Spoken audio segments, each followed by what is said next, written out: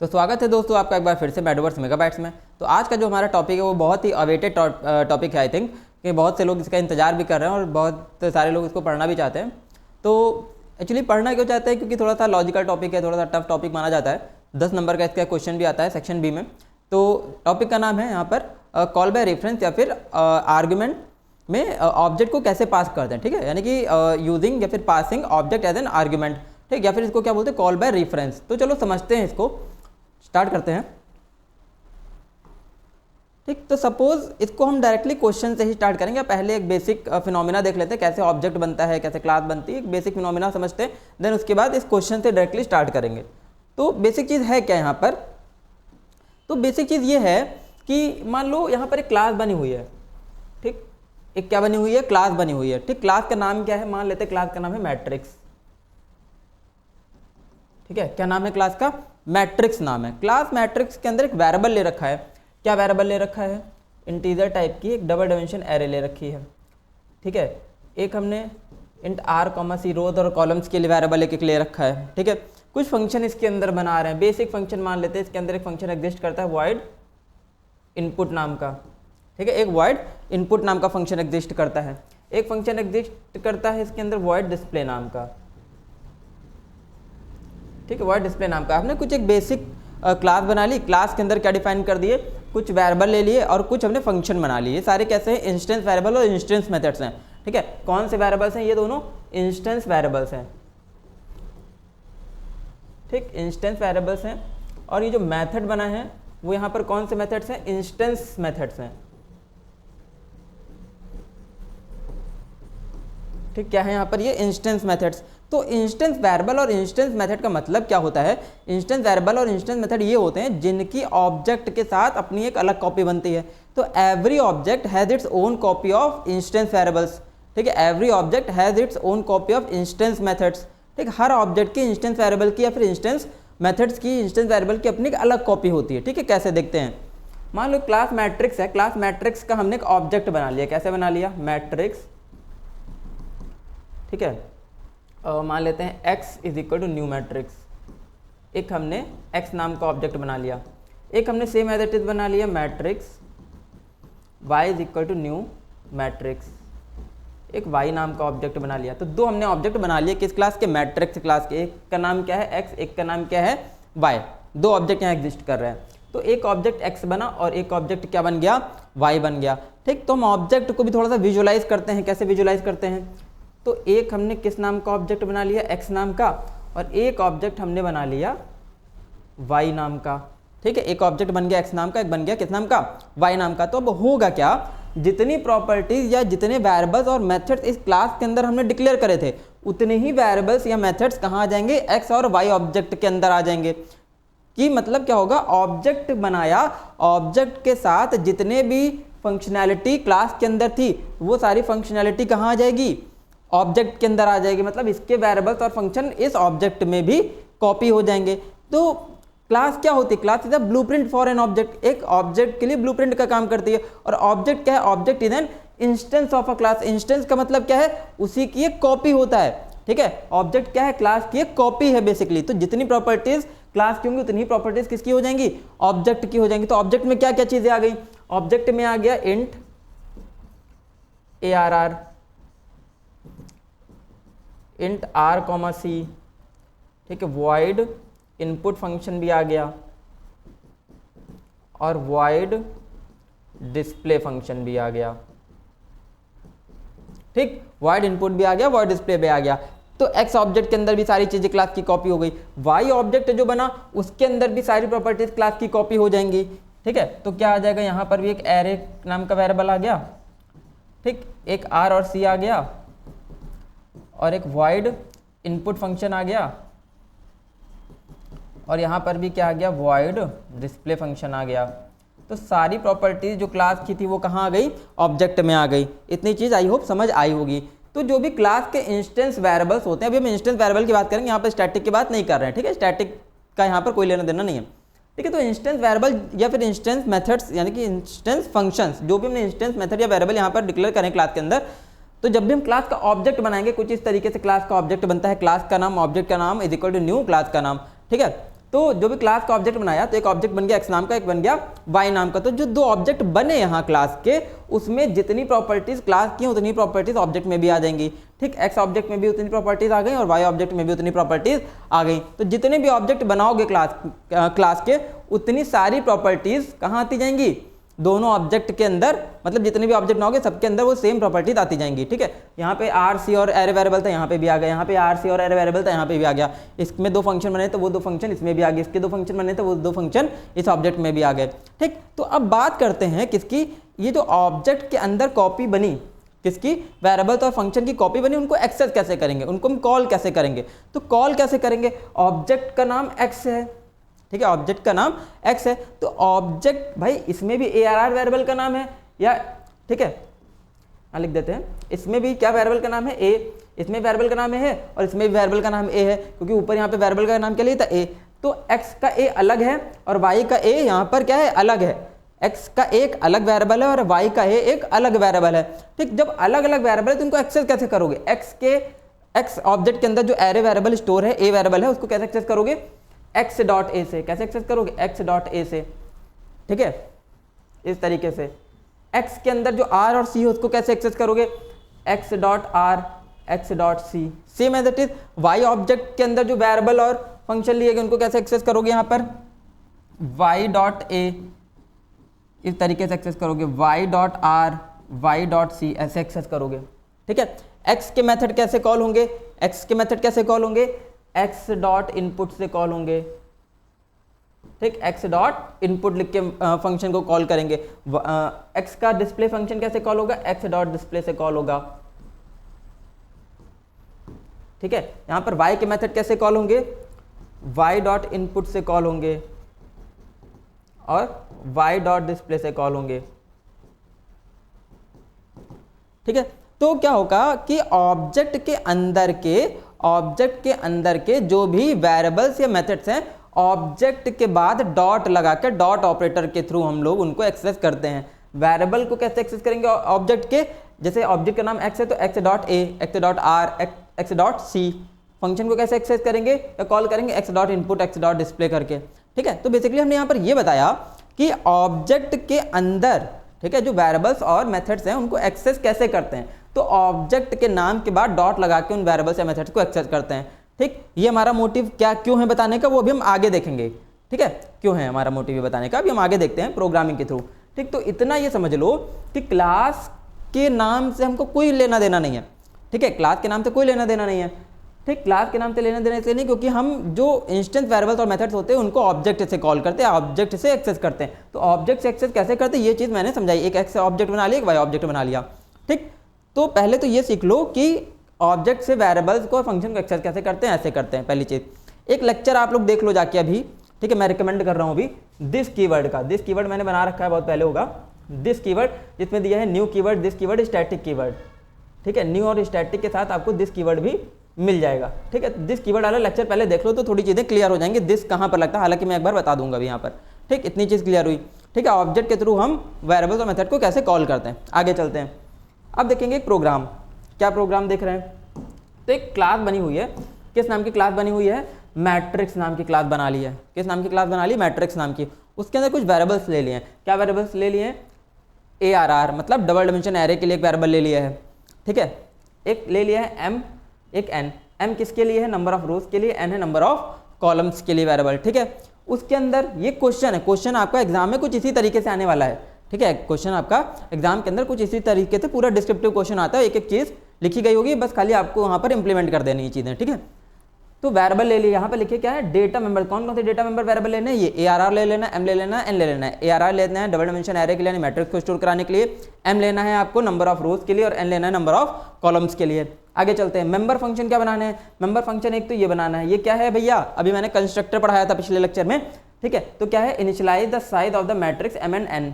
ठीक है, कौन सा कंस्ट्रक्टर है यहाँ पर, क्योंकि ऐसा फंक्शन है जिसका नाम वही है जो क्लास का नाम है, तो कौन सा फंक्शन है, कंस्ट्रक्टर है। कौन सा कंस्ट्रक्टर है, क्योंकि ब्रैकेट के अंदर आर्गुमेंट पास करे हुए हैं, पैरामीटराइज्ड कंस्ट्रक्टर है।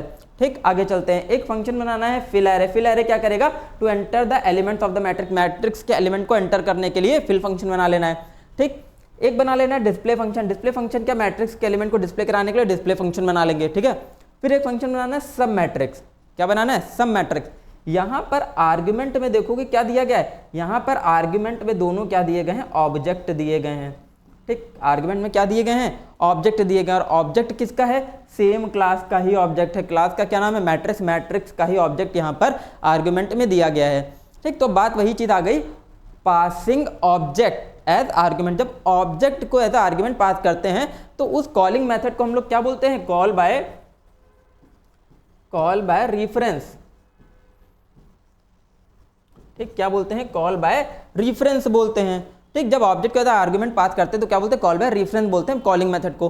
ठीक, अब दो चीजें आप लोगों ने पढ़ी थी, call by value, call by reference. Call by value क्या होता है, जब भी आर्ग्यूमेंट में प्रिमिटिव डेटा टाइप पास होते हैं, ठीक है, फंडामेंटल डेटा टाइप पास होते हैं, तो उसको हम लोग क्या बोलते हैं, कॉल बाय वैल्यू। तो यहाँ पर इंटीजर वैल्यू पास है तो यहाँ पे इस फंक्शन को कॉलिंग को क्या बोलेंगे, कॉल बाय वैल्यू। तो जब भी non primitive data type argument में पास होंगे तो उसको क्या बोलेंगे, कॉल बाय रेफरेंस। ठीक है, तो प्रिमिटिव और नॉन प्रिमिटिव, जब भी आर्ग्यूमेंट में, फंक्शन के आर्ग्यूमेंट में प्रिमिटिव डेटा टाइप पास होगा तो कॉल बाय वैल्यू। ठीक है, इसको भी मैं नोट करके आपको दिखा देता हूं, आपको समझ भी आ जाएगा। ठीक है, तो कॉल बाय वैल्यू, ठीक है, क्या है, कॉल बाय वैल्यू। ठीक, दूसरा क्या है, call by reference. Call by reference, call by value, call by reference क्या है, तो जब भी आर्ग्यूमेंट में, ठीक है, प्रिमिटिव डेटा टाइप पास हो तो primitive data types are passed as function या फिर मेथड आर्ग्यूमेंट्स। ठीक है, पहला पॉइंट क्या हो गया कि primitive data type are passed as the method argument या फंक्शन आर्ग्यूमेंट, उसको क्या बोलते हैं, कॉल बाय वैल्यू। ठीक, यहां पर क्या होता है, non primitive data types are passed as, ठीक है, नॉन प्रिमिटिव डेटा टाइप्स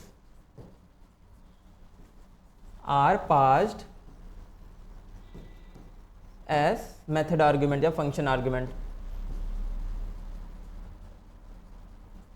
ठीक, तो दो टाइप की कॉलिंग हो गई। ठीक, call by value, call by reference. Call by value क्या है, जब आर्ग्यूमेंट में हम प्रिमिटिव डेटा टाइप पास करते हैं तो कॉल बाय वैल्यू, जब नॉन प्रिमिटिव पास करते हैं तो कॉल बाय रेफरेंस होता है। ठीक है, तो ये बेसिक डिफरेंस है, अभी इसको और डिटेल में हम आगे जानेंगे। ठीक है, या फिर एक सेपरेट लेक्चर इसके लिए लग जाएगा, इतना थोड़ा सा लॉजिकल टॉपिक ये भी है। ठीक है, तो बेसिक डिटेल अभी समझ लो, प्रिमिटिव डेटा टाइप अगर आर्ग्यूमेंट में पास है तो call by value, non primitive यानी कि ऑब्जेक्ट अगर पास है तो कॉल बाय रेफरेंस। ठीक, आगे चलते हैं, तो आगे चलेंगे तो प्रोग्राम देख रहे थे। तो यहाँ पे जो सम मैट्रिक्स फंक्शन बनाना है, जिसके अंदर करना क्या है, add the matrix of both the parameterized object. ठीक है, दोनों पैरामीटराइज्ड ऑब्जेक्ट के अंदर जो मैट्रिक्स स्टोर है उनको ऐड करना है, and stores the resultant matrix in the current object. जो रिजल्टेंट मैट्रिक्स है उसको कहाँ स्टोर करा लेना है, करेंट ऑब्जेक्ट के अंदर स्टोर करा लेना। कहाँ स्टोर करा लेंगे, करेंट ऑब्जेक्ट के अंदर। ठीक, आगे चलते हैं, अब इसको बनाना चालू करेंगे तब आपको जल्दी समझ में आएगा। ठीक है, तो इसको स्टेप बाय स्टेप हम क्रिएट करेंगे फंक्शन को, देखते हैं। तो ये आ गया, तो पहले हम इतना चीज बना लेंगे। कैसे बना लेंगे, क्या क्या बनाना है, क्लास का नाम ले लेना है, ठीक है, 3 वेरिएबल ले लेना और कंस्ट्रक्टर बना लेना है। बनाना चालू करते हैं। तो सबसे पहला स्टेप याद रखोगे, क्या है सबसे पहला स्टेप, सबसे पहला स्टेप है इंपोर्ट लगा लेना। भैया इंपोर्ट यार तुम लगा ही लेना, इंपोर्ट, इनपुट कराना हो ना कराना कोई लॉजिक नहीं, छोड़ देना, बस इंपोर्ट लगा देना ऊपर। ठीक है, इंपोर्ट लगा दो, इंपोर्ट लगा दिया, java.util.star। ठीक, लगा दिया इंपोर्ट स्टेटमेंट। इंपोर्ट के बाद क्या बना देंगे, क्लास दी गई, क्लास का नाम क्या है, मैट्रिक्स। एक क्लास बना देंगे, किस नाम की क्लास बना देंगे, क्लास मैट्रिक्स। करली ब्रैकेट स्टार्ट कर दिया। करली ब्रैकेट स्टार्ट करने के बाद क्या करेंगे, 3 वेरिएबल ही, एक एरे का, एक एम और एक एन, तीनों वेरिएबल डिक्लेयर करा लेते हैं। तीनों इंटीजर टाइप के वेरिएबल्स हैं। तो इंट ए, इंट एम, इंट एन। ठीक, इस तरीके से हमने तीनों वेरिएबल डिक्लेयर करा ले। अब समझोगे, जो एरे वेरिएबल लिया है सिर्फ इस ए को एरे टाइप से डिक्लेयर कराया। वेरिएबल का नाम क्या था, ARR। यहाँ पर क्या कर देते हैं, ARR कर देते हैं। तो क्या कर देंगे यहाँ पर, ARR। तो ARR जो लिया है उसको सिर्फ मैट्रिक्स टाइप का डिक्लेयर करा है, उसका साइज डिक्लेरेशन यहाँ पर नहीं किया हमने। साइज यहाँ पर नहीं करा है, int A bracket open close is equal to new int, यहाँ पर साइज दे दे, कितने साइज की मैट्रिक्स है। जो साइज एलोकेशन होगा वो हमेशा कंस्ट्रक्टर के अंदर होता है, हमेशा याद रखो। जब भी कोई मैट्रिक्स या एरे का वेरिएबल लोगे, सिंगल डायमेंशन डबल डायमेंशन कोई भी एरे का वेरिएबल लोगे, ठीक है, कहां पर क्लास के तुरंत बाद एज इंस्टेंस वेरिएबल, तो उसका साइज एलोकेशन हमेशा कंस्ट्रक्टर के अंदर होगा। ये बात हमेशा याद रख लो, गांठ बांध लो, ठीक है, नहीं तो गलत हो जाएगा। ठीक, कहाँ होगा साइज एलोकेशन? कंस्ट्रक्टर के अंदर। कैसे होगा अब देखो, अब क्या बना लेंगे, मैट्रिक्स नाम का कंस्ट्रक्टर, जो कि कौन सा है, पैरामीटराइज्ड कंस्ट्रक्टर। क्या नाम है, public matrix int mm comma int nn, ठीक है, करली bracket start, int mm int nn करली ब्रैकेट स्टार्ट। अब करली ब्रैकेट स्टार्ट करके क्या करेंगे, सबसे पहली लाइन, पहले तो m को इनिशियलाइज कर लेंगे। कैसे इनिशियलाइज कर लेंगे, m is equal to mm, ठीक, यानी कि क्या लिखा था यहाँ पर, mm की वैल्यू m में आ जाएगी और nn की वैल्यू कहाँ आ जाएगी, n में आ जाएगी। ठीक, तो वही काम क्या, m में mm की वैल्यू स्टोर करा दी, मतलब नंबर ऑफ रोज जो है वो हमको आर्ग्यूमेंट के थ्रू मिल गई। ठीक है, n is equal to nn, n is equal to nn से क्या हुआ, n is equal to nn से हो गया नंबर ऑफ कॉलम्स हमको n में स्टोर हो गए, मिल गए। ठीक है, आगे चलते हैं।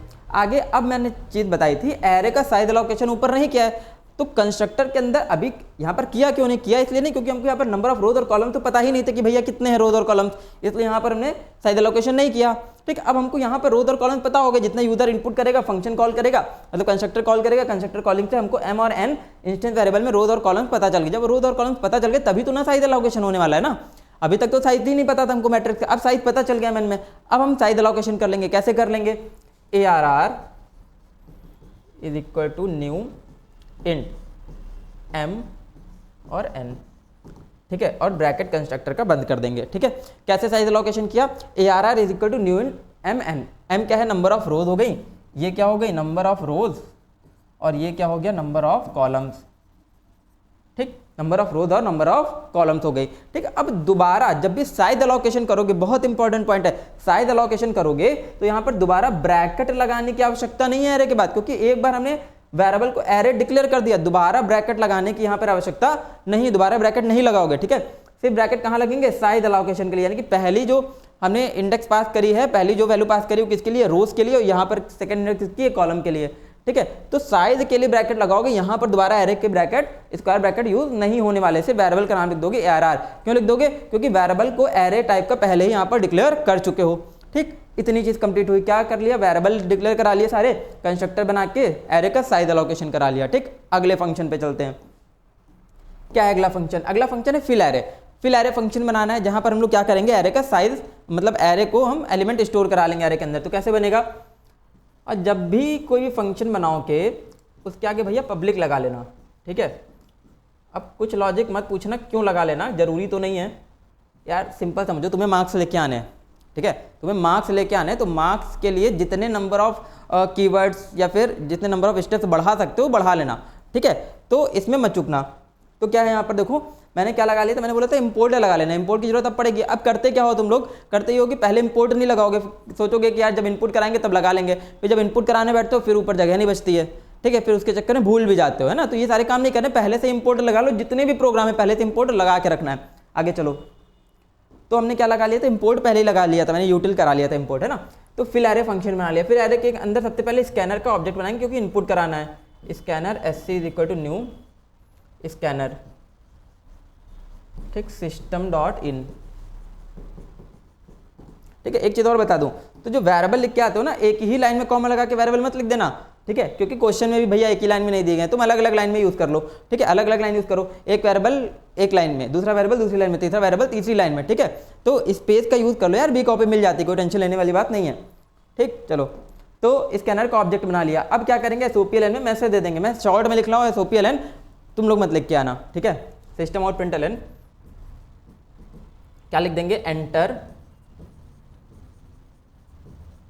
Matrix elements, enter matrix elements. ठीक, enter matrix element, matrix elements को एंटर करा लेंगे। ठीक, कैसे एंटर करा लेंगे, फॉर का चला लेंगे लूप, पहला लूप चल जाएगा int I is equal to 0, size किसमें स्टोर था, नंबर ऑफ रोज स्टोर थी m में, m क्या थी, रोज, और n क्या था, कॉलम्स।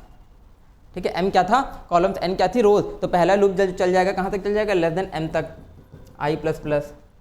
ठीक है, देन इसके बाद for int j is equal to 0, j less than n और j प्लस प्लस। ठीक है, ये हो गया पहला लूप किसके लिए चलता है मैट्रिक्स में, ये चलता है रोज के लिए, नंबर ऑफ रोज के लिए, ये चलता है नंबर ऑफ कॉलम्स के लिए, ठीक है। तो पहला लूप चला लिया रोज तक, दूसरा लूप चला लिया कहाँ तक, कॉलम्स तक, ठीक है। अब यहाँ पर क्या लिख लेंगे, ए ऑफ आई जे, ठीक। तो वेरिएबल क्या लिया था हमने मैट्रिक्स का, ए आर आर, क्या वेरिएबल लिया था, ए आर आर लिया था। वेरिएबल का नाम याद रखना कि कहाँ पे इंस्टेंस में क्या नाम लिया है, तो यहाँ पे इंस्टेंस में एरे के लिए क्या नाम ले लिया था, ठीक है, एरे के लिए नाम ले लिया था ए आर आर, तो हर जगह ए आर आर ही यूज करोगे, ठीक है। तो क्या लिख देंगे, A are are of I J is equal to S C dot next I N T, ठीक है, S C dot next I N T, bracket open close semicolon, curly bracket बंद, करली ब्रैकेट बंद, ठीक है। ये करली bracket में दिखा भी दे रहा हूं, करली ब्रैकेट की गलती भैया तुम लोग बहुत करते हो, ठीक है। देखो कैसे, ये इनर फॉर बंद, ये आउटर फॉर बंद, अभी फंक्शन नहीं बंद है तो अभी फंक्शन के नीचे बंद करेंगे। इसको यार तुम लोग सॉल्व कर सकते हो, बहुत ईजी चीज है। ब्रैकेट नहीं भूलोगे, कभी नहीं भूलोगे, जो ब्रैकेट ओपन करो ठीक उसी के नीचे उसका ब्रैकेट क्लोज कर दो, ठीक। देखो मैंने कैसे कोडिंग करी है, ये फॉर इस फॉर के नीचे बंद है, ठीक है, ये वाला फॉर इस फॉर के नीचे बंद है, तो जब भी कोई भी फॉर या कोई भी ब्रैकेट स्टार्ट करो, क्लोज भी कहाँ करोगे, ठीक उसी के नीचे करोगे कहीं भी, ठीक। तो कभी ब्रैकेट भूलने वाली समस्या ही खत्म हो जाएगी। तुम लोग क्या करते हो, कोडिंग ही सीधी लाइन में करते जाते हो, सीधी लाइन में कोडिंग मिलेगी। जब भी सीधी लाइन में कोडिंग करोगे तो तरीके की गलती पॉसिबल होंगी ही होंगी, नहीं रोक सकते उनको, ठीक है। तो कोशिश करो कि जो वेरिएबल स्टार्ट किया है, जो ब्रैकेट स्टार्ट किया, ठीक नीचे ही उसका ब्रैकेट क्लोज करो, और ब्रैकेट के अंदर के जो स्टेटमेंट है उसको ब्रैकेट से थोड़ी जगह छोड़कर लिखो, ठीक है। तो तुम्हें देखने में आसानी हो जाएगी, तुम खुद ही देख के ही पहचान जाओगे कौन सा ब्रैकेट नहीं क्लोज किया अभी, ठीक है। तो ये गलती ही तुम्हारी एलिमिनेट हो जाएगी। कुछ लोग क्या करते हो, ब्रैकेट यहाँ लगा देते हो, ब्रैकेट यहाँ लगा दोगे, यहाँ ब्रैकेट लगा दोगे, फिर ढूंढोगे यार कहाँ ओपन किया था, क्लोज कहाँ करना है, ठीक। तो गलतियाँ इसी वजह से होती हैं। भरपूर यूज करो स्पेस का, बी कॉपी सी कॉपी जितनी भी चाहोगे मिल जाएंगे, ठीक है। भरपूर यूज करो, एक के नीचे एक लिखो जैसे मैंने बता रहा हूँ, ठीक। आगे चलते हैं। तो ये मैंने फंक्शन का ब्रैकेट क्लोज कर दिया, सॉरी, ये मैंने फंक्शन का ब्रैकेट क्लोज कर दिया, तीनों ब्रैकेट बंद हो गए, ठीक। आगे चलते हैं, आगे चलेंगे तो क्या होगा, अब फंक्शन बनाना है वॉइड डिस्प्ले, ठीक। वॉइड डिस्प्ले पहले बना लेते, कोई इशू नहीं है। तो फंक्शन क्या बन जाएगा, पब्लिक, पब्लिक लगा देना, जितने भी फंक्शन बनाओगे सब क्या कि पब्लिक जरूर लगा देना, पब्लिक वॉइड डिस्प्ले, ठीक है। अब क्या करेंगे, एसओपी में मैसेज दे देंगे, सिस्टम और प्रिंट लिख लेना भाई, मुझे लिख लेने दो, मुझे जल्दी खत्म करना है लेक्चर भी। मैट्रिक्स एलिमेंट्स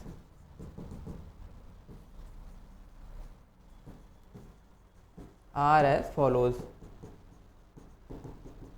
ठीक। क्या करेंगे, मैट्रिक्स को प्रिंट कराने के लिए दो लूप चला लेंगे, एक फॉर का लूप चला लेंगे, int I is equal to 0, I less than is equal to, sorry हाँ इक्वल टू भी चला सकते हैं, I less than M I plus plus, फिर नीचे क्या होगा, for int J is equal to 0, J less than N और जे प्लस प्लस, ठीक। अब मैट्रिक्स को प्रिंट कराने में क्या गलती करते हो सुन लो, ठीक है। यहाँ पर जो लगेगा, यहाँ पर क्या लगेगा, SOP, LN नहीं लगाना है, ठीक है। मैट्रिक्स का एलिमेंट जब भी प्रिंट कराओगे तो LN नहीं लगेगा, एलिमेंट को प्रिंट कराने के लिए ऑफ आई जे को, ठीक है। क्या लिख देंगे, ARR ऑफ आई जे, क्या प्रिंट कर देंगे, ARR of I J. ARR of I J print करने के बाद क्या करोगे, यहाँ पर इन्वर्टेड कॉमा के अंदर _t पास करोगे, ताकि जैसे एक एलिमेंट है एक, दूसरा एलिमेंट है 2, तो 1 और 2 को चिपका के ना प्रिंट करें, ठीक है, नहीं तो 12 भी तो लग सकता है ना यार। तो क्या करोगे, एक के बाद स्पेस दे दोगे, तो एक प्रिंट होने के बाद क्या आ जाएगा, _t से स्पेस आ जाएगा, तो अगला एलिमेंट जो प्रिंट होगा बीच में स्पेस के साथ प्रिंट होगा, ताकि दोनों सारी वैल्यूज मिक्स होकर नहीं दिखेंगे तुमको, तो समझ आएगा खुद, 1 लिखा है, 11 लिखा है, 12 लिखा है, कितना लिखा है, ठीक है। तो इस तरीके से स्पेस देना होता है। यहाँ पे LN नहीं लगेगा, LN कब लगेगा, एक ब्रैकेट इनर फॉर बंद करने के बाद। अब SOP LN लगेगा, मतलब क्या है इसका, एक रो पूरी कंप्लीट हो जाएगी, 1 2 3, जैसे एक मैट्रिक्स से 3 एलिमेंट है, पहली रो के 1 2 3, तो एक रो पूरी कंप्लीट होगी, उसके बाद यानी कि एक रो में पहली रो का पहला कॉलम, पहली रो का दूसरा कॉलम, पहली रो का तीसरा कॉलम, 3 वैल्यू प्रिंट हो गई। अब उसके बाद लाइन चेंज करके कर्सर यहाँ पर आएगा, जब ये वाली सारी वैल्यूज, पहले कॉलम की सारी वैल्यूज, मतलब पहली रो की सारे कॉलम की वैल्यूज प्रिंट हो जाएगी, ठीक। तब उसके बाद यहाँ पर SOP लाइन लगाएंगे, इसका मतलब क्या है, अब रो चेंज हो गई, तो कर्सर पूरी वैल्यू प्रिंट करने के बाद, पूरी रो प्रिंट करने के बाद तब नई लाइन में आएगा। तो अगली बार जब लूप चलेगा इनर लूप, तो फिर से 3 वैल्यूज अगली लाइन में प्रिंट हो जाएंगी, ठीक है। इस तरीके से यहाँ पर प्रिंटिंग होती है। तो मैट्रिक्स की प्रिंटिंग याद रखोगे, पहले में SOP LN नहीं लिखना है, एक इनर लूप बंद करने के बाद यहाँ पर SOP LN लगाना है, ताकि एक रो चेंज हो जाए, ठीक है। फिर से देख लो, मैंने बताया था कि ब्रैकेट कंफ्यूजन, भैया ब्रैकेट की कंफ्यूजन याद रखो, मैंने इनर लूप के ब्रैकेट के नीचे ही क्लोज किया है, आउटर लूप वाले ब्रैकेट के ठीक नीचे ही क्लोज किया है। अभी अब क्या पता चल गया तुमको, फंक्शन का ब्रैकेट नहीं क्लोज है, उठा के फंक्शन का ब्रैकेट ठीक फंक्शन के नीचे क्लोज कर दोगे, ये हो गई क्लोजिंग, ठीक है। गलती क्या करते हो, जो ब्रैकेट यहाँ लगा देते हो फॉर के बगल में, अब यार ढूंढोगे कैसे यार, कहाँ लगा है ब्रैकेट, 4 घंटे तो तुम ढूंढने में ही टाइम वेस्ट कर दोगे, ठीक है। तो यहाँ पर नहीं लगाना है, कहाँ लगाना है, ठीक नीचे, ठीक है, कहाँ लगाना है, ठीक नीचे ब्रैकेट लगाना है, जैसे कि मैंने यहाँ पर लगा के दिखाया हुआ है। ठीक है, आगे चलो अगला फंक्शन बनाते हैं। तो अगला फंक्शन है अब जिसमें रूह कांप जाती है तुम्हारी, ठीक है, आत्मा कांप जाती है। देखो कैसे कांप जाती है, तो कुछ नहीं है, ध्यान से समझना। फिर से देखते हैं, अभी जो ऊपर मैंने डायग्राम बनाया था, क्या बनाया था, ये बनाया था, ये बना रखा था। ठीक, ऑब्जेक्ट है अभी इसी तरह जैसे मैंने एक्स और वाई ऑब्जेक्ट लिए थे, देखो तो यहाँ पर भी क्या लिए गए, जैसे ए और बी ऑब्जेक्ट लिए गए हैं, ए और बी ऑब्जेक्ट लिए गए हैं। ठीक है, तो ए और बी ऑब्जेक्ट जो लिए गए हैं, तो यहाँ पर एक्स और वाई को ए और बी मान लेते हैं, कोई समस्या नहीं होने वाली है। एक्स और वाई को क्या मान लें, ए और बी मान लें, यहाँ पर हम ए और बी मान लेते हैं। ठीक, यहाँ पे ए और बी मान लेते हैं। ठीक है, समझना। हाँ, तो अब ये ऑब्जेक्ट ए मान लिया, ये ऑब्जेक्ट क्या मान लिया, आई, हाँ ये ऑब्जेक्ट क्या मान लिया, बी मान लिया। ठीक, तो matrix A is equal to new matrix, matrix B is equal to new matrix. मान लो दो ऑब्जेक्ट बने हुए हैं, दो ऑब्जेक्ट जब बने हुए हैं तो यहाँ पे दो ऑब्जेक्ट है, तो उनके वेरिएबल को कैसे एक्सेस करोगे, ए डॉट करके, A dot R, A dot C, A dot input, A dot display. ठीक है, इसके वेरिएबल को, बी के वेरिएबल और मेथड को कैसे एक्सेस करोगे, B dot A R are, ठीक है, B dot R, B dot C, B dot input, B dot display. इस तरीके से उस ऑब्जेक्ट के वेरिएबल्स को या मेथड को एक्सेस करोगे डॉट लगा के। ठीक, अब समझो यहाँ पर आ जाओ, यहाँ पर भी तो भैया वही चीज़ है ना, क्या है यहाँ पर भी तो वही चीज़ लिखी है, वेरिएबल क्या लिए गए, ए और बी लिए गए हैं। ठीक है, तो एक ऑब्जेक्ट तुम्हारा बन गया ए नाम का। ठीक, एक ऑब्जेक्ट किस नाम का बन गया, ए नाम का बन गया। ठीक है, एक ऑब्जेक्ट बन गया ए नाम का, एक ऑब्जेक्ट बन गया बी नाम का। बी से मुझे हटाना पड़ेगा। ठीक है, मैं एक सिंप्लीफिकेशन के लिए बता रहा हूँ, एक ए है एक बी है, एक के अंदर वेरिएबल ए आर आर है। ठीक है, एक बी के अंदर भी वेरिएबल क्या है, ए आर आर है। इसके अंदर एक एम वेरिएबल है रोज के लिए, इसमें भी एम वेरिएबल है, इसमें भी एन वेरिएबल है कॉलम के लिए, इसमें भी एन वेरिएबल है कॉलम के लिए। ठीक है, इतनी चीज़ क्लियर हुई। आगे चलते हैं, अब इसको बनाते हैं। कैसे बनाएंगे, लिख लेंगे, क्या लिख लेंगे, public void sum mat bracket में matrix A comma matrix B. ठीक, इतना लिख लिया, करली ब्रैकेट स्टार्ट कर दिया। तो अब चीज ये समझो कि क्वेश्चन में क्या लिखा हुआ है, क्वेश्चन में लिखा हुआ है add the matrix of both the parameterized object. तो add the matrix of both the parameterized object, parameter के अंदर जो मैट्रिक्स है दोनों उनको ऐड करना है। तो ऐड कैसे हो रही है, ए के पैरामीटर की वैल्यू कैसे एक्सेस होगी, ए ऑब्जेक्ट यानी कि ए ऑब्जेक्ट पैरामीटर में है, ए ऑब्जेक्ट की मैट्रिक्स कैसे एक्सेस होगी, A dot A R are. ये कैसे एक्सेस होगी, B dot A R are. ठीक है, ये ए डॉट ए आर आर से, ये किससे, B dot A R are से एक्सेस होगी। ठीक, समझ में आई बात। फिर आगे क्या लिखा है, and store the resultant matrix in the current object. तो रिजल्टेंट मैट्रिक्स को कहाँ स्टोर करना है, करंट ऑब्जेक्ट में। करंट का मतलब क्या है, करंट का मतलब है इंस्टेंस वेरिएबल जो हमने यहाँ पर ले रखे हैं। करंट का मतलब क्या है, ये इंस्टेंस वेरिएबल। ठीक, इंस्टेंस की बात हो रही, करंट का मतलब इंस्टेंस की बात हो रही। करंट वेरिएबल्स, करंट ऑब्जेक्ट, इसको कैसे एक्सेस करते हैं, करंट ऑब्जेक्ट। करंट ऑब्जेक्ट को एक्सेस कैसे करते हैं, दिस कीवर्ड के थ्रू। कौन सा कीवर्ड, इंस्टेंस वेरिएबल को हम एक्सेस करते हैं दिस कीवर्ड के थ्रू। जिसको भी दिस कीवर्ड में कोई डाउट है तो दिस वाला लेक्चर यहाँ पर जाके देख सकते हो। ठीक है, दिस कीवर्ड वाला लेक्चर आपको मिल जाएगा हमारी प्लेलिस्ट में, आप जाके देख सकते हो कैसे काम कर रहा है दिस कीवर्ड। ठीक है, तो यहाँ पर क्या है, दिस के थ्रू हम इंस्टेंस वेरिएबल को एक्सेस करेंगे ताकि ऑब्जेक्ट के बीच में कोई कंफ्यूजन ना क्रिएट हो। ठीक है, तो वही चीज बोल रही, store the resultant matrix in the current object. Current मतलब दिस वाले ऑब्जेक्ट में स्टोर कराना है। ठीक, अब दोनों मैट्रिक्स का सम करना, चलो करते हैं सम। ठीक है, तो सम करने के लिए मान लो 3 3 की मैट्रिक्स है, 1 2 3 4 5 6 7 8 9। ठीक, इस तरीके से मैट्रिक्स ली गई है, 3 2 1 6 5 4 9 8 7। ठीक, कुछ ऐसे हमने रैंडमली मैट्रिक्स ले ली। ठीक है, तो क्या है, ये ए डॉट ए आर आर है। ठीक है, ये क्या है, a dot A R are. ठीक, और ये क्या है, B dot A R are. ये ए डॉट ए आर आर में एलिमेंट स्टोर है, B dot A R r में एलिमेंट स्टोर है। तो मैट्रिक्स का सम करने के लिए सबसे पहले तो लूप चलाओगे रो कॉलम तक। तो भाई मैट्रिक्स का सम तो तभी होगा ना जब सबके रोज और कॉलम सेम होंगे। तो मान लेते हैं हम ये अभी अज्यूम कर लेते हैं, वो हम बाद में बताएंगे कहाँ से हम लोग रो और कॉलम सेम पास करेंगे। तो अभी तो यहाँ पर ए और बी दिए गए हैं, तो ए और बी दोनों के क्या हैं, हम मान लेते हैं अज्यूम कर लेते हैं दोनों मैट्रिक्स के नंबर ऑफ रोज और कॉलम सेम है। ठीक है, मतलब तीनों के रोज और कॉलम सेम है। किसके किसके, 2 आर्ग्यूमेंट वाली के भी सेम है और एक जिसमें आंसर स्टोर कराना उसके भी एलिमेंट सेम है रोज और कॉलम्स के। ठीक है, तो लूप चला लेंगे, कहाँ तक लूप चला लेंगे, फॉर का लूप स्टार्ट कर लेंगे। Int I is equal to 0, I less than M. ठीक, आई प्लस प्लस, अब ये जो इंस्टेंस वेरिएबल है इसको यहाँ m भी लिख सकते हो और दिस डॉट m भी लिख सकते हो, कोई इशू नहीं है। इंस्टेंस वेरिएबल को डायरेक्टली भी एक्सेस कर सकते हो और दिस कीवर्ड के थ्रू भी एक्सेस कर सकते हो, चाहे यहाँ पे दिस डॉट m लिख दो चाहे सिंपल m लिख दो, कोई दिक्कत होने वाली नहीं है। रोज वाला लूप चला लेंगे, int j is equal to 0, j less than this dot n, कोई इशू नहीं है, ठीक है। j प्लस प्लस, कोई इशू नहीं है। यहाँ पर क्या कर सकते हो, दिस डॉट m भी लिख सकते हो या सिर्फ m भी लिख सकते हो, क्योंकि दोनों ही इंस्टेंस को रिफर करेंगे। यहाँ पर भी दिस डॉट n लिख दो चाहे सिर्फ n लिख दो, दोनों ही इंस्टेंस को रिफर करेंगे। अब हम देखो सम करने वाले हैं, तो सम हमें स्टोर कहाँ कराना है, रिजल्ट स्टोर कराना है करंट ऑब्जेक्ट के अंदर। कहाँ स्टोर कराना है, करंट ऑब्जेक्ट के अंदर। तो करंट ऑब्जेक्ट का मतलब क्या है, जो इंस्टेंस वेरिएबल के अंदर एरे हमने ले रखी थी इसके अंदर स्टोर कराना है, ठीक, क्योंकि इंस्टेंस वेरिएबल वाली एरे तो कभी खाली है, ठीक है। और वैल्यूज स्टोर कहाँ है जिनको में सम कराना है, वो एक ए ऑब्जेक्ट के एरे में स्टोर है, एक बी ऑब्जेक्ट के एरे में स्टोर है रिजल्ट हमारा। इस मैट्रिक्स को और इस मैट्रिक्स के एलिमेंट को सम करा के दिस वाली में, करंट वाली में स्टोर करना है। तो क्या स्टेटमेंट लिखेंगे, स्टेटमेंट यहाँ पर हो जाएगा this dot ARR of IJ। Matrix के एलिमेंट कैसे एक्सेस करते हैं, ARR ऑफ IJ से। तो कौन सी मैट्रिक्स, दिस ऑब्जेक्ट मतलब करंट ऑब्जेक्ट वाली मैट्रिक्स, करंट ऑब्जेक्ट मतलब इंस्टेंस वाली मैट्रिक्स के अंदर आंसर आ जाएगा।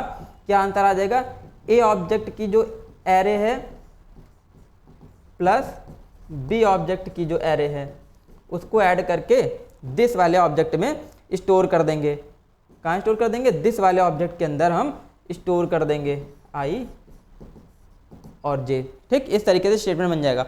तो दिस मतलब करंट ऑब्जेक्ट वाली मतलब इंस्टेंस वाली जो एरे है उसके अंदर आ जाएगा a की एरे का सम और b की एरे का सम। कहाँ स्टोर हो जाएगा, दिस वाली मतलब करंट ऑब्जेक्ट में स्टोर हो जाएगा, ठीक। करंट ऑब्जेक्ट का मतलब क्या है, फिर से मैं बोले दे रहा हूँ, किसको रिफर कर रहा है, ये रिफर कर रहा है इंस्टेंस वेरिएबल को, इंस्टेंस वेरिएबल को, ठीक। आई होप क्लियर हुई होगी ये स्टेटमेंट। बस कुछ नहीं करना है, फंक्शन बंद कर देना, मतलब ब्रैकेट सारे क्लोज कर देंगे। इनर फॉर बंद, फिर से देख लो ब्रैकेट बता रहे हैं, फिर से भूल जाओगे नहीं तो।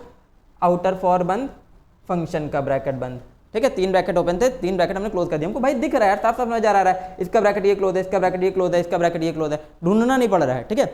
आगे चलते हैं, तो ये क्लियर हुआ, ठीक। तो ये 3 फंक्शन हमने बना लिया। 3 फंक्शन बनाने के बाद हम देखेंगे इसका मेन कैसे बनेगा। सबसे मेन थिंग है मेन फंक्शन, ठीक है। मेन थिंग क्या है, मेन फंक्शन। मेन फंक्शन कैसे बनाओगे, तो अब देखो क्या है। अब सबसे पहले एक चीज़ ये अज्यूम कर लो, क्या अज्यूम कर लोगे कि टोटल हमने इसमें कितनी मैट्रिक्स का, कितनी एरे का काम लिया, ठीक है। कितनी एरे का काम लिया,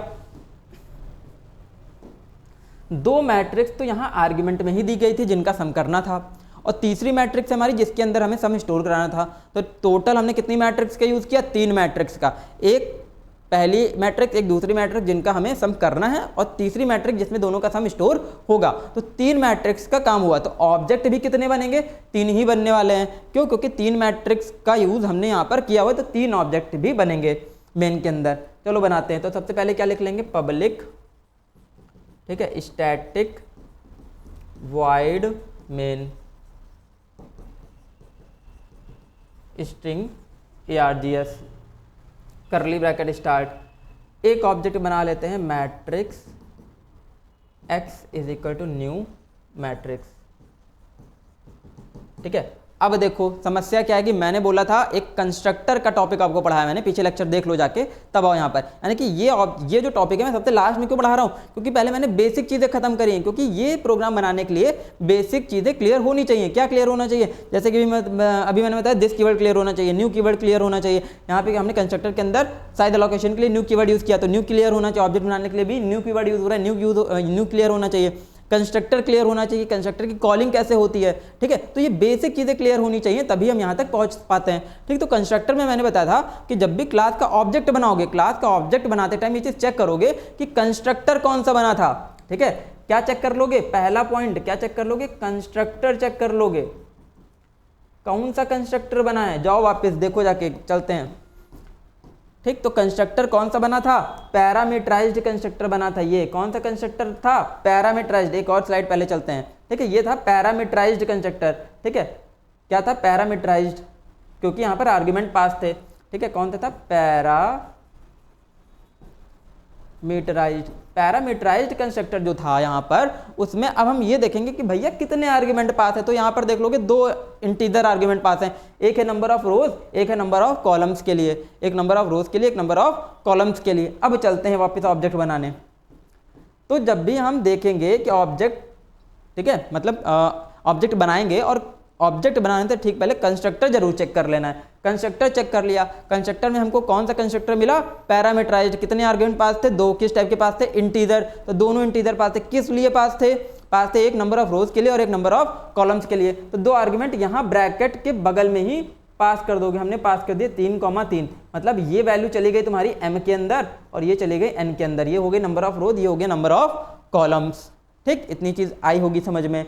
तो कंस्ट्रक्टर क्या होता है, कंस्ट्रक्टर कब कॉल होते हैं, constructor automatically invoked as soon as the object of the class is created. तो इस ऑब्जेक्ट क्रिएशन वाली लाइन में ही लास्ट में पैरेंथेसिस से हमको पता चलता है कि कंस्ट्रक्टर कौन सा कॉल करना है। तो पैरेंथेसिस अगर डिफॉल्ट है तो हम एम्प्टी पैरेंथेसिस छोड़ देंगे। अगर आर्गुमेंट पास है तो कितने आर्गुमेंट पास है, किस टाइप के आर्गुमेंट पास है, उतने ही आर्गुमेंट यहाँ पे पास कर दोगे तो क्या बन जाएगा, पैरामीटराइज्ड कंस्ट्रक्टर बन जाएगा। ठीक, तो 2 आर्गुमेंट पास है, दोनों इंटीजर पास है, रोज और कॉलम्स के लिए पास है। तो हमने रोज और कॉलम 3 यहाँ पर पास कर दी, पैरामीटराइज्ड कंस्ट्रक्टर कॉल हो गया। दूसरा ऑब्जेक्ट बनाएंगे। अब क्या ऑब्जेक्ट बन जाएगा, मैट्रिक्स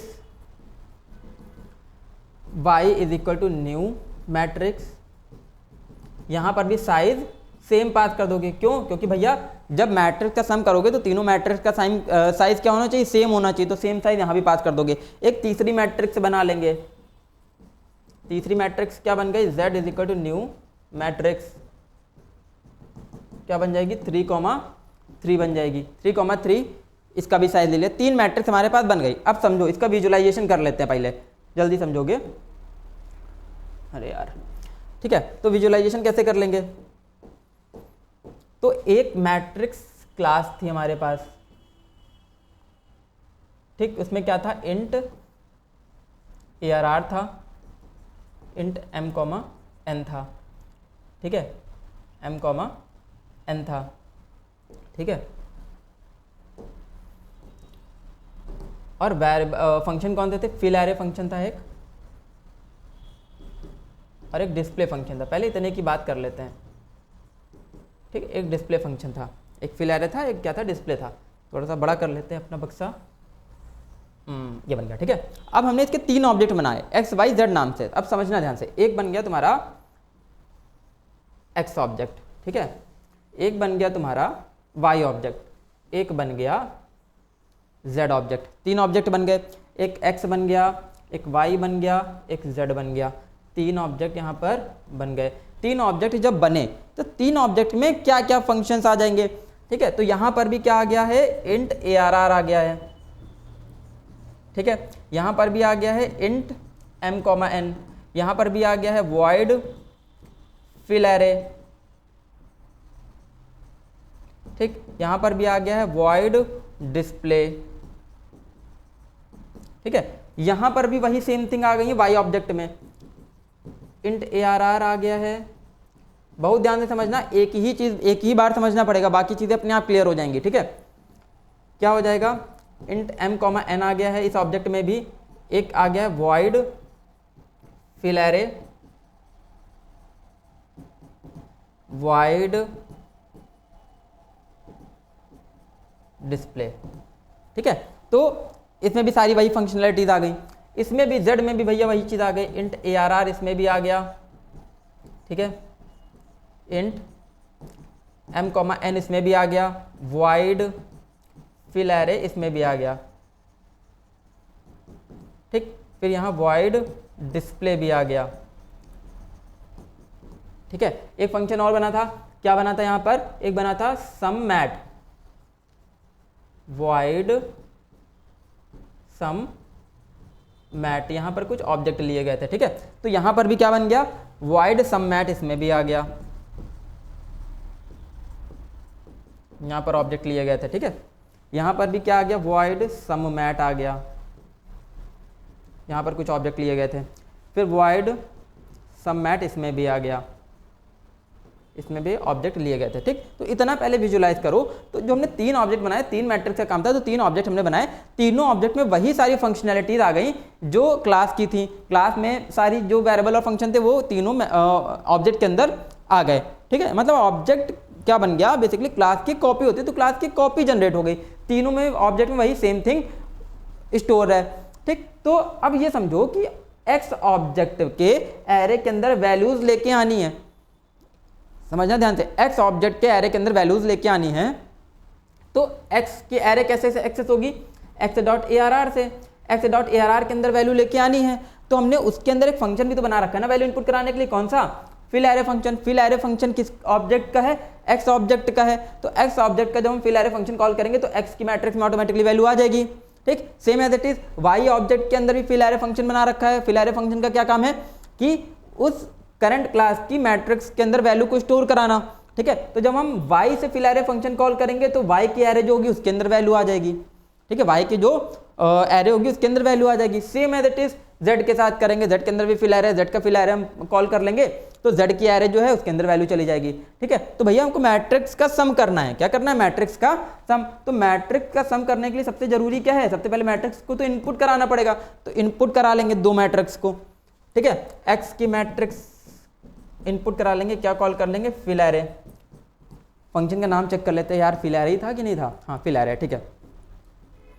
तो फिल एरे एक्स से कॉल कर लिया, मतलब एक्स ऑब्जेक्ट के अंदर क्या आ गई, एरे के अंदर वैल्यूज आ गई, देख लो कैसे आ गई, ऐसे आ गई। जब मैं एक्स का फिल एरे कॉल किया तो इस एरे के अंदर वैल्यूज आ गई, ठीक। अब हम वाई से भी फिल एरे कॉल कर लेंगे, तो यहाँ पे क्या कॉल कर लेंगे, वाई डॉट फिल एरे,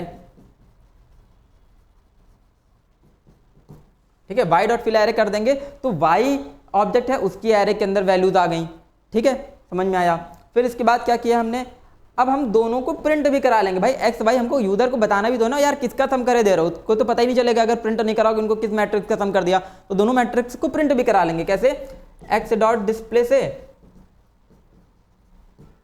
और वाई डॉट डिस्प्ले से। तो एक्स डॉट डिस्प्ले कॉल करेंगे तो क्या होगा, ये वाला डिस्प्ले कॉल होगा, एक्स की जो मैट्रिक्स इनपुट कराई थी वो प्रिंट हो गई। वाई से जब डिस्प्ले फंक्शन कॉल करेंगे तो वाई के अंदर जो मैट्रिक्स इनपुट हुई थी उसकी वैल्यूज डिस्प्ले हो गई, उसकी वैल्यूज प्रिंट हो गई, ठीक, उसकी वैल्यूज प्रिंट हो गई। अब हमको करना है यार सम, ठीक, क्या करना है, सम करना, ये बहुत ध्यान से समझना। तो सम जो मैट्रिक्स स्टोर होगी वो z में स्टोर होगी, सम वाली जो मैट्रिक्स होगी वो z में स्टोर होगी, किस में स्टोर होगी, z में स्टोर होगी। तो हमने जब मैट्रिक्स यानी कि सम मैट्रिक्स फंक्शन बनाया था तो हमसे उसने बोला था कि जो रिजल्ट है उसको करंट ऑब्जेक्ट में स्टोर करना है, किस में स्टोर करना है, करंट ऑब्जेक्ट में स्टोर करना है, ठीक। तो सम मैट्रिक्स फंक्शन बना है, उसका जो सम होगा करंट ऑब्जेक्ट में स्टोर कराएंगे। तो करंट ऑब्जेक्ट कौन सा बचा रहा है यहाँ पर, तो यहाँ पर ऑब्जेक्ट बच कौन सा रहा है, हमने दो तो यूजर इनपुट करा ली मैट्रिक्स एक्स और वाई, जिनको सम करना तो यूजर इनपुट करा ली, अब बच रहा है z। तो z मैट्रिक्स के अंदर z जो यहाँ पर z ऑब्जेक्ट है, z ऑब्जेक्ट की जो मैट्रिक्स है उसके अंदर ही तो सम स्टोर होगा, ठीक, यानी कि उसकी जो मैट्रिक्स होगी करंट वाली होगी। अब करंट वाली कैसे होगी, यानी कि जो सम मैट्रिक्स फंक्शन है ये वाला, ठीक है, ये जो सम मैट्रिक्स फंक्शन है हम किस ऑब्जेक्ट से कॉल कर लेंगे, z से। तो क्या कॉल कर लेंगे, z डॉट सम मैट जब कॉल कर लेंगे तो दो आर्ग्यूमेंट में हमें ऑब्जेक्ट पास करने थे, यहाँ देखोगे, ठीक है, दो ऑब्जेक्ट हमें आर्ग्यूमेंट में पास करने थे, कौन से पास करने थे, एक दोनों ही किस टाइप के, मैट्रिक्स टाइप के, एक ए नाम ले लिया एक बी नाम ले लिया, नाम से कोई मतलब नहीं, नाम कुछ भी ले सकते हो, ठीक है। तो दो ऑब्जेक्ट यहाँ आर्ग्यूमेंट में पास करने थे, तो ये दो आर्ग्यूमेंट वो हैं जिसकी मैट्रिक्स का हमें सम करना है। तो यहाँ पर मेन में जब हम बात करेंगे तो कौन सी दो मैट्रिक्स है जिनका हमें सम करना है, किसमें हमने किस ऑब्जेक्ट में वैल्यूज इनपुट कराई मैट्रिक्स के लिए, एक ए, एक एक्स में और एक वाई में। ये हमारी मैट्रिक्स 1 हो गई, इसके अंदर जो मैट्रिक्स स्टोर है मैट्रिक्स 1 हो गई, और इसके अंदर जो स्टोर है वो क्या हो गई, मैट्रिक्स 2 हो गई, ठीक। एक मैट्रिक्स एक्स में स्टोर है, मैट्रिक्स 2 में स्टोर है। अभी इन्हीं दोनों ऑब्जेक्ट की मैट्रिक्स को सम करना है, तो यहाँ क्या पास कर दोगे, एक्स कॉमा वाई पास कर दोगे, ठीक है। तो ये जो एक्स ऑब्जेक्ट है वो किधर आ जाएगा, यहाँ पर ए में आ जाएगा, बी ऑब्जेक्ट जो यहाँ पर हमने वाई जो लिया है वो कहाँ पर आ जाएगा, यहाँ पर बी ऑब्जेक्ट में आ जाएगा, ठीक। तो दोनों जब ऑब्जेक्ट आए, ऑब्जेक्ट के साथ साथ उनके सारी फंक्शनैलिटीज भी आ गई, मतलब वेरिएबल्स और आर्ग्यूमेंट्स और फंक्शंस भी आ गए, ठीक है। तो ये जो हमने एक्स आर्ग्यूमेंट के थ्रू पास करी उसका सम कर देगा, ठीक है। ये जो वाई आर्ग्यूमेंट के थ्रू यहाँ पर बी में मैट्रिक्स आई ये दोनों को सम कर देगा, ठीक है। दोनों को सम करके रिजल्ट कहाँ स्टोर कर दिया, दिस वाले में। अब दिस फंक्शन कैसे हो रहा है, दिस का मतलब ये है जिस हम फंक्शन जिस ऑब्जेक्ट से क्लास कॉल करें, तो हम क्लास किस ऑब्जेक्ट से कॉल कर रहे हैं, z से। तो z वाली जो मैट्रिक्स होगी वो दिस वाली मैट्रिक्स कहलाएगी, ठीक है। जो z की मैट्रिक्स है वो दिस वाली मैट्रिक्स होगी, क्योंकि हमने जो सम मैट फंक्शन कॉल किया किससे कॉल किया, z से कॉल किया, ठीक। तो इसका जो सम होगा किसमें स्टोर हो जाएगा, z में। अब z वाली मैट्रिक्स में आ गया आंसर, ठीक है। तो z वाली जो मैट्रिक्स है उसके अंदर आ गया आंसर। अब आंसर हमें प्रिंट कराना है, तो क्या कर देंगे, प्रिंट कराने के लिए कौन सा फंक्शन बना है, डिस्प्ले फंक्शन बना है, तो डिस्प्ले को प्रिंट करा देंगे, ठीक। तो चलो डिस्प्ले को हमने क्या कर दिया, प्रिंट करा दिया। किसको डिस्प्ले करा देंगे, z को। तो कैसे कॉल कर लेंगे, z डॉट डिस्प्ले, ठीक। ये हमारी कॉलिंग हो गई। तो ये हमने क्या कर दिया, मेन फंक्शन बंद कर दिया, ये हमने क्लास बंद कर दी, ठीक। ये सारी चीज़ें हमने बना दी। तो सबसे इंपॉर्टेंट है कॉलिंग। ये इतनी क्या है, कॉलिंग, मतलब भैया प्रोग्राम तो हमने बना लिया, ठीक है, मतलब क्या है, हमने प्रोग्राम तो बना लिया, प्रोग्राम को ऑपरेट करने के लिए, रन कराने के लिए उसकी कॉलिंग बहुत ज़रूरी है। तो ये क्या है, उसकी कॉलिंग। ठीक, एक बार क्या कर लो, स्क्रीनशॉट ले सकते हो। किसका स्क्रीनशॉट ले सकते हो, पहले तो इस प्रोग्राम का स्क्रीनशॉट ले लो। मैं सारी चीज़ें इरेज कर लेता हूँ, ठीक है, पहले सारी चीज़ें मैं इरेज कर देता हूँ। इस प्रोग्राम का स्क्रीनशॉट ले लोगे, ठीक है, प्रोग्राम का स्क्रीनशॉट ले लोगे। इसके बाद क्या कर दोगे, प्रोग्राम का ले लिया, फिर पहले फंक्शन का स्क्रीनशॉट लिया, ठीक है, पहला फंक्शन पॉज करके स्क्रीनशॉट ले लो। उसके बाद सेकंड फंक्शन फिलहारे का स्क्रीनशॉट, थर्ड फंक्शन डिस्प्ले का स्क्रीनशॉट, ठीक है, फोर्थ फंक्शन, ठीक है, किसका, सम मैट का स्क्रीनशॉट, पूरा हो गया, सम मैट का स्क्रीनशॉट है ना। फिर इसके बाद आ जाओगे आगे मेन कॉलिंग का स्क्रीनशॉट, ठीक है। तो यहाँ तक हमारा ये बेसिक एग्जांपल कंप्लीट हुआ। ये तो थी हमारी ऑब्जेक्ट कॉलिंग। अब इसका एक और वेरिएशन है, ठीक है, इसका एक और वेरिएशन है, उसको भी इसी वीडियो में हम कवर करेंगे। चलो देखते हैं, ठीक, क्या देखते हैं। अभी तक हमने देखा कि आर्ग्यूमेंट में दो चीज़ें दी गई थी, कौन सी, एक ए और एक बी। आर्ग्यूमेंट में कितनी चीज़ें दी गई थी, दो, ठीक, मतलब दो ऑब्जेक्ट दिए गए थे, एक ए और एक बी। अब अगर आर्ग्यूमेंट में एक ही वेरिएबल दिया जाए, एक ही ऑब्जेक्ट दिया जाए, ठीक, अब बोला क्या गया है, समझो, बहुत ध्यान से समझो। ये दोनों ही लॉजिक बहुत इंपॉर्टेंट, बाकी प्रोग्राम इसमें सेम रहेगा, इनपुट सेम रहेगा आपका फिल एरे, ठीक है, आपका डिस्प्ले फंक्शन सेम रहेगा, आपका कंस्ट्रक्टर सेम रहेगा, बस चेंजेस आ जाएंगे इस वाले फंक्शन में। एक में हो सकता है दो ऑब्जेक्ट दिए हो, एक किसी में हो सकता है एक सिंगल ऑब्जेक्ट दिया हो। तो दो ऑब्जेक्ट वाला हमने देखा, ठीक, अभी देखेंगे सिंगल ऑब्जेक्ट वाला। अगर सिंगल ऑब्जेक्ट पास है तो इसकी थोड़ी लैंग्वेज चेंज है। क्या लैंग्वेज चेंज है, add the matrix of parameterized object, यानी कि पैरामीटराइज्ड वाली मैट्रिक्स को ऐड करना है, ठीक, with the matrix of the current object. किसकी मैट्रिक्स के साथ, करंट ऑब्जेक्ट वाली मैट्रिक्स के साथ। And return the resultant object, और रिजल्टेंट ऑब्जेक्ट को क्या कराना है, रिटर्न कराना है। तो अब सिंपल वर्ड में ये समझो, इस वाले फंक्शन में हमारे पास तीन मैट्रिक्स उपलब्ध थी। तीन मैट्रिक्स कौन सी उपलब्ध थी, दो तो आर्ग्यूमेंट के थ्रू थी, एक दिस वाली थी, ठीक है, दो आर्ग्यूमेंट वाली थी और एक दिस वाली थी। तो दो आर्ग्यूमेंट वाली को ऐड करके हमने दिस वाली में स्टोर करा दिया। अब यहाँ पर देखोगे तो यहाँ पर क्या समस्या आएगी, यहाँ पर तीसरी मैट्रिक्स है नहीं है, ठीक है, यहाँ पर तीसरी मैट्रिक्स ही अवेलेबल नहीं है। तो अब क्या करोगे, उस केस में अब हम क्या करते हैं, देखो, अच्छा एक चीज़ और देखोगे, यहाँ पर जो रिटर्न टाइप है, रिटर्न टाइप क्या है, ऑब्जेक्ट है। क्या है return type, object. Object return type, इसका मतलब क्या है, ये क्लास का, ये जो फंक्शन है वो क्लास का ऑब्जेक्ट रिटर्न करेगा। पिछले वाले में हमने क्या लगा रखा था, वॉइड लगा रखा था, ठीक, यहाँ पर क्या लगा था, वॉइड रिटर्न टाइप लगा था, मतलब फंक्शन कोई वैल्यू रिटर्न नहीं करेगा। ये वाले में क्या लगा हुआ है, यहाँ पर ऑब्जेक्ट लगा, मतलब ये ऑब्जेक्ट रिटर्न करेगा। कैसे रिटर्न करेगा समझो। अब यहाँ पे एक सिंपल सी चीज़ देखोगे, क्या देखोगे, सिंपल सी चीज़ कि यहाँ पर तीसरा ऑब्जेक्ट नहीं है, ठीक है। तो सम किसको किसको करना है, सम हमें करना है किसको, दिस वाले मैट्रिक्स को और जो आर्गुमेंट वाली मैट्रिक्स है उसको। अब स्टोर कहाँ कराएंगे, अगर स्टोर कराने के लिए कुछ है नहीं तो यहाँ पर हमको करना क्या है, एक नया ऑब्जेक्ट बनाना पड़ेगा, ठीक है। तो नया ऑब्जेक्ट बना लेते, पहले फंक्शन स्टार्ट करते हैं, matrix sum mat matrix A, ठीक। तो अब हमको एक नया ऑब्जेक्ट यहीं पर बनाना पड़ेगा। क्यों बनाना पड़ेगा, क्योंकि आंसर स्टोर कराना है। आंसर स्टोर कराना है तो तीसरा ऑब्जेक्ट होना ही चाहिए, अब है ही नहीं तो हमको बनाना पड़ेगा। कैसे बना लेंगे, matrix B is equal to new matrix, ठीक। ऑब्जेक्ट बना रहे हैं, ऑब्जेक्ट बनाते टाइम क्या ध्यान देंगे हम, कंस्ट्रक्टर और नंबर ऑफ कंस्ट्रक्टर के अंदर कितने पैरामीटर हैं और टाइप ऑफ पैरामीटर ध्यान देना है, ठीक। तो कंस्ट्रक्टर के अंदर कितने पैरामीटर हैं समझो, 3 है। तो हम लोग क्या पास कर देंगे, एक m पास कर देंगे, एक n पास कर देंगे, ठीक है। तो mn क्या है, m है जो करंट ऑब्जेक्ट का जो साइज था रो का कॉलम का, वो हमने पास कर दिया। या फिर यहाँ पर क्या लिख सकते हो, दिस डॉट n या दिस डॉट m भी लिख सकते हो, ठीक है। क्या लिख सकते हो, दिस डॉट m और दिस डॉट n, क्योंकि भैया हमें मैट्रिक्स का सम करना है। जब मैट्रिक्स का सम करोगे तो मैट्रिक्स का रोज और कॉलम्स भी तो पता होना चाहिए। तो सम वाली का रोज और कॉलम्स वही होगा, ठीक है, जो करंट वाली मैट्रिक्स का number of rose number of columns होगा। तो यहाँ पर हमने आर्ग्यूमेंट में करंट मैट्रिक्स के नंबर ऑफ रोज और कॉलम्स पास कर दिया, यानी कि जो नया ऑब्जेक्ट बनेगा उसकी मैट्रिक्स भी mn साइज की ही बन जाएगी। आगे समझो, अब लूप चला देंगे सिंपली। क्या लूप चला देंगे, ऐड करने के लिए। तो for int i is equal to 0, i less than m भी लिख सकते हो और दिस डॉट m भी लिख सकते हो, कोई समस्या वाली बात नहीं है, ठीक है। i plus plus for int j is equal to 0, j less than n और j प्लस प्लस ठीक है, जे प्लस प्लस, फिर करली ब्रैकेट स्टार्ट कर देंगे, क्या लिख देंगे यहाँ पर, b dot A R are of I j. ठीक, रिजल्ट कहाँ स्टोर हो रहा है, जो नया ऑब्जेक्ट बनाया है उसकी मैट्रिक्स के अंदर। तो नया ऑब्जेक्ट किस नाम से बना है, बी नाम से, तो बी की मैट्रिक्स के अंदर रिजल्ट स्टोर होगा। तो क्या लिख देंगे, B dot A R are of I J is equal to किसको ऐड करना था, with the parameterize object and the matrix of the current object. तो क्या लिख देंगे, this dot A R are of I J,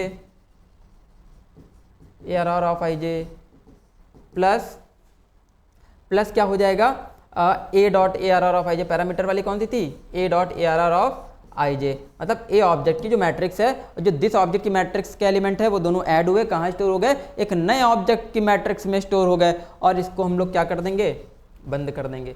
inner loop बंद हो गया, आउटर लूप बंद हो गया, फंक्शन अभी बचा है क्योंकि अभी थोड़ा काम बचा है। ठीक, इतना आया समझ में। ठीक है, तो क्योंकि यहाँ पे तीसरा ऑब्जेक्ट था नहीं यार ना, इसलिए मैंने एक ऑब्जेक्ट बना लिया नया, एक नया ऑब्जेक्ट बना लिया, उसका रोज और कॉलम तो उतना ही पास कर दिया जितना हमारा दिस का रोज और कॉलम था यहाँ पर, है ना। तो क्यों यहाँ पर कॉल किया, क्योंकि यहाँ पर क्या दिया था, पैरामीटराइज्ड कंस्ट्रक्टर दिया। तो कंस्ट्रक्टर जरूर देख लेना यार ऑब्जेक्ट बनाते टाइम। ठीक, आगे चलोगे, आगे जब चलोगे तो अब क्या बोल रहा था, रिटर्न द रिजल्टेंट ऑब्जेक्ट। तो रिजल्टेंट ऑब्जेक्ट हमारे पास क्या है, बी। आंसर किस वेरिएबल के अंदर स्टोर है, किस मैट्रिक्स के अंदर आंसर स्टोर है, बी ऑब्जेक्ट के अंदर। तो यहाँ पे क्या रिटर्न करा देंगे, रिटर्न बी। क्या रिटर्न करा दिया, बी, यानी कि पूरा का पूरा ऑब्जेक्ट ही रिटर्न करा दिया जिसके अंदर आंसर स्टोर था। ठीक है, इतना आया समझ में। तो बी ऑब्जेक्ट रिटर्न कर देगा। ठीक, क्यों, क्योंकि बी के अंदर ही हमारा आंसर स्टोर है। अब देख लेते हैं इसकी कॉलिंग जल्दी से। तो कॉलिंग में उतना काम तो सेम करेंगे, क्या उतना काम सेम करेंगे, 3 मैट्रिक्स का यूज किया, 2 को सम कराया, तीसरे में आंसर स्टोर किया। ठीक है, तो 3 ऑब्जेक्ट इनपुट करा लेते हैं। ठीक, बना के उनको इनपुट करा लेंगे। ठीक है, उनकी कॉलिंग देखते हैं जल्दी से। तो public static void main, public static void main string args matrix x is equal to new matrix. ठीक, रोज और कॉलम 3 पास कर देंगे क्योंकि पैरामीटराइज्ड कंस्ट्रक्टर है। Matrix y is equal to new matrix 3,3 pass कर दिया, और matrix z is equal to new matrix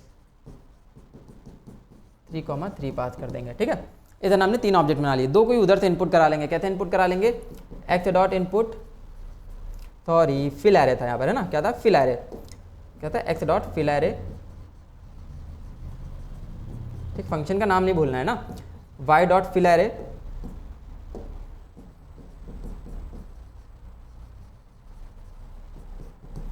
फिर क्या दोनों को प्रिंट करा दोगे, एक्स डॉट डिस्प्ले